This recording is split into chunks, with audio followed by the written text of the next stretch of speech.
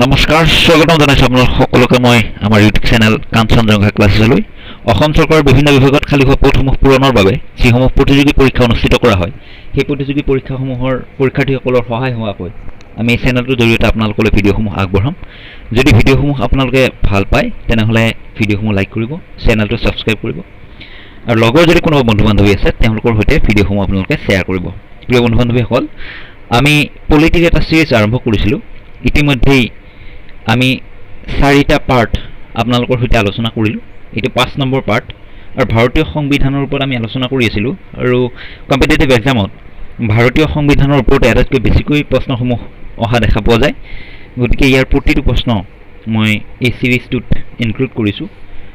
আপোনালোকে ভিডিঅ'সমূহ চাই নিশ্চয় উপকৃত হ'ব আমি এই চিৰিজটোৰ প্ৰথম প্ৰশ্নটোলৈ গৈছোঁ ইয়াৰ প্ৰথম প্ৰশ্নটো হৈছে সংবিধান সভাই ৰাষ্ট্ৰীয় পতাকাখন কেতিয়া গ্ৰহণ কৰে অৰ্থাৎ সংবিধান সভাই আমাৰ যিখন ৰাষ্ট্ৰীয় পতাকা সেইখন কেতিয়া গৃহীত কৰিছিল ইয়াৰ উত্তৰটো হ'ব 22 জুলাই 1947 চনত সংবিধান সভাই ৰাষ্ট্ৰীয় পতাকাখন গ্ৰহণ কৰে ইম্পৰ্টেণ্ট প্ৰশ্ন আপোনালোকে মনত ৰাখিব সংবিধান সভাই ৰাষ্ট্ৰীয় পতাকাখন কেতিয়া গ্ৰহণ কৰে উত্তৰটো হ'ব 22 জুলাই 1947 চনত সংবিধান সভাই ৰাষ্ট্ৰীয় পতাকাখন গ্ৰহণ কৰে আমি দ্বিতীয় প্ৰশ্নটোলৈ গৈছোঁ সংবিধান সভাই কেতিয়া হিন্দী ভাষাক ৰাজভাষা হিচাপে স্বীকৃতি দিয়ে বিভিন্ন কম্পিটিটিভ এক্সামত এই প্ৰশ্নসমূহ আমি দেখিবলৈ পাইছোঁ আৰু ৰিপিটেডলি এই প্ৰশ্নসমূহ আহি আছে গতিকে সহকাৰে ভিডিঅ'টো চাব পাৰিলে ভিডিঅ'টো 2-3 বাৰ চাব তেতিয়া আপোনালোকৰ মনত থাকি যাব উত্তৰটো হ'ব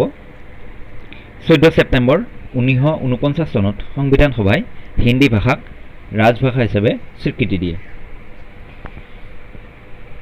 প্ৰশ্নটো আকৌ এবাৰ কৈছোঁ সংবিধান সভাই কেতিয়া হিন্দী ভাষাক ৰাজভাষা হিচাপে স্বীকৃতি দিছিল বা গ্ৰহণ কৰিছিল বা গৃহীত কৰিছিল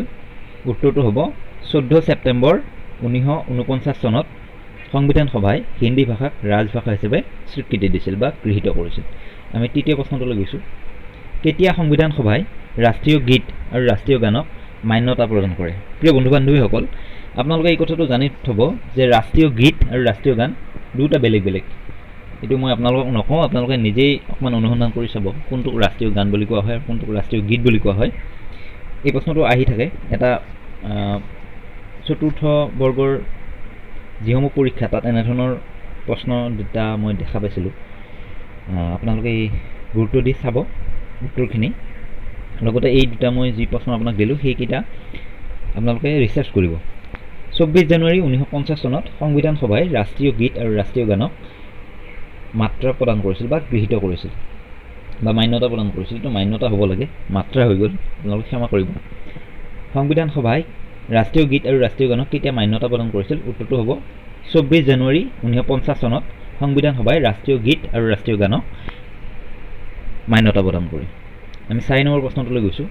সংবিধান সভাৰ অন্তিমখন বৈঠক কেতিয়া অনুষ্ঠিত হৈছিল অত্যন্ত গুৰুত্বপূৰ্ণ প্ৰশ্ন এইটো বাৰে বাৰে আহি থাকে কম্পিটিটিভ এক্সামত আপোনালোকে ভিডিঅ'সমূহ বাৰে বাৰে চাব আৰু ভিডিঅ'সমূহ চালে আপোনালোকৰ প্ৰশ্নসমূহ আৰু উত্তৰসমূহ মনত থাকিব ইয়াৰ উত্তৰটো হ'ব সংবিধান সভাৰ অন্তিমখন বৈঠক 24 জানুৱাৰী 1950 চনত অনুষ্ঠিত হৈছিল আৰু 26 জানুৱাৰী 1950 চনত আমি সংবিধানখন গ্ৰহণ কৰিছিলোঁ এইটো আপোনালোকে মনত ৰাখিব পাৰে 4 নম্বৰ প্ৰশ্নটো সংবিধান সভাৰ অন্তিমখন বৈঠক কেতিয়া অনুষ্ঠিত হৈছিল সংবিধান সভাৰ অন্তিমখন বৈঠক 24 জানুৱাৰী 1950 চনত অনুষ্ঠিত হৈছিল 5 নম্বৰ প্ৰশ্নটোলৈ গৈছোঁ ভাৰতৰ সংবিধানখন কেতিয়াৰ পৰা আংশিকভাৱে গ্ৰহণ কৰা হৈছিল ভাৰতীয় সংবিধানখন যেতিয়া বনাই থকা হৈছিলে তেতিয়া ইয়াৰ কিছু অংশ আমি আংশিকভাৱে লাগু কৰিছিলোঁ আৰু আংশিকভাৱে লাগু কেতিয়াৰ পৰা কৰা হৈছিল এই প্ৰশ্নটো অত্যন্ত গুৰুত্বপূৰ্ণ আপোনালোকে মনত ৰাখিব 26 নৱেম্বৰ 1949 চনত ভাৰতৰ সংবিধানক আংশিকভাৱে লাগু কৰা হৈছিল মানে কেইটামান আৰ্টিকল আমি লাগু কৰিছিলোঁ প্ৰিয় বন্ধু বান্ধৱীসকল যদি আপোনালোকে আমাৰ ছ'চিয়েল প্লেটফৰ্মৰ সৈতে জড়িত হ'ব বিচাৰে তেনেহ'লে কাঞ্চনজংঘা ক্লাছেছ নামেৰে এটা ফেচবুক পেজ আছে সেই পেজটোৰ সৈতে আপোনালোকে জড়িত হ'ব পাৰে তাত যদি মই এক্সামিনেশ্যন ৰিলেটেড কিবা ইনফৰমেশ্যন পাওঁ বা PDF পাওঁ সেইসমূহ তাতে শ্বেয়াৰ কৰোঁ 6 নম্বৰ প্ৰশ্নটোলৈ গৈছোঁ ভাৰতৰ সংবিধান আংশিকভাৱে গ্ৰহণ কৰাৰ সময়ত কিমানটা অনুচ্ছেদ লাগু কৰা হৈছিল? ইয়াৰ উত্তৰটো হ'ব ভাৰতৰ সংবিধান আংশিকভাৱে গ্ৰহণ কৰাৰ সময়ত মুঠ 15টা অনুচ্ছেদ লাগু কৰা হয়। মনত ৰাখিব, ভাৰতৰ সংবিধান আংশিকভাৱে গ্ৰহণ কৰাৰ সময়ত মুঠ 15টা অনুচ্ছেদ লাগু কৰা হয়। আমি 7 নম্বৰ প্ৰশ্নটোলৈ গৈছোঁ। ভাৰতৰ সংবিধানখন কেতিয়া সম্পূৰ্ণভাৱে গ্ৰহণ কৰা হয়? অৰ্থাৎ আমি ভাৰতৰ সংবিধানখন কেতিয়া গ্ৰহণ কৰোঁ, এইটো আমি সকলোৱে জানো যে ভাৰতৰ সংবিধানখন 26 জানুৱাৰী 1950 চনত সম্পূৰ্ণভাৱে গ্ৰহণ কৰা হয় আৰু 26 জানুৱাৰী তাৰিখটো সেইকাৰণে গণতন্ত্ৰ দিৱস হিচাপে পালন কৰা হয়। আমি 8 নম্বৰ প্ৰশ্নটোলৈ গৈছোঁ। ভাৰতৰ সংবিধানখন গ্ৰহণ কৰাৰ সময়ত কিমানটা অনুচ্ছেদ, কিমানটা অনুসূচী আৰু কিমানটা ভাগ আছিল? এইটো ইম্পৰ্টেণ্ট প্ৰশ্ন। সংবিধানখন গ্ৰহণ কৰাৰ সময়ত 395টা অনুচ্ছেদ, 8টা অনুসূচী আৰু 22টা ভাগ আছিল। ইয়াৰ বাকীখিনি বৰ্তমানলৈকে ঠিকে আছে, মাত্ৰ অনুসূচীকেইটা অকণমান চেঞ্জ হৈছে, অৰ্থাৎ অনুসূচী এতিয়া 12টা হৈছে। এইটো প্ৰশ্ন মই ইনক্লুড কৰিছোঁ পিছত। এইটো প্ৰশ্ন আপোনালোকে মনত ৰাখিব, ভাৰতৰ সংবিধানখন গ্ৰহণ কৰাৰ সময়ত কিমানটা অনুচ্ছেদ, অনুসূচী আৰু ভাগ আছিল?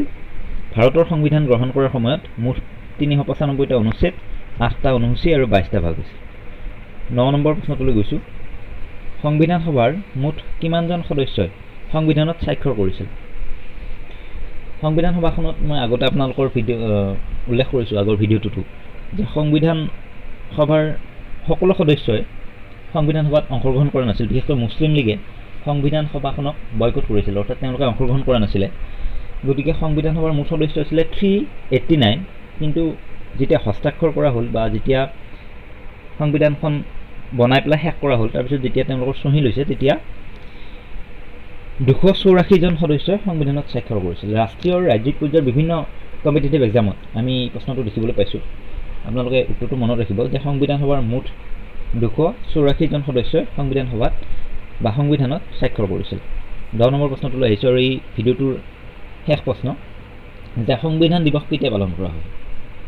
26 নৱেম্বৰত সংবিধান দিৱস পালন কৰা হয়। তো আহিব পাৰে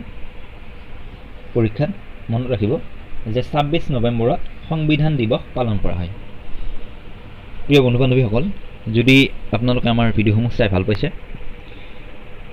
বা আমাৰ ভিডিঅ'সমূহে যদি আপোনালোকক উপকৃত কৰিছে, তেনেহ'লে চেনেলটো ছাবস্ক্ৰাইব কৰিব, ভিডিঅ'সমূহ লাইক কৰিব আৰু লগৰ যদি কোনোবা বন্ধু বান্ধৱী আছে তেওঁলোকৰ সৈতে ভিডিঅ'সমূহ শ্বেয়াৰ কৰিব। ধন্যবাদ।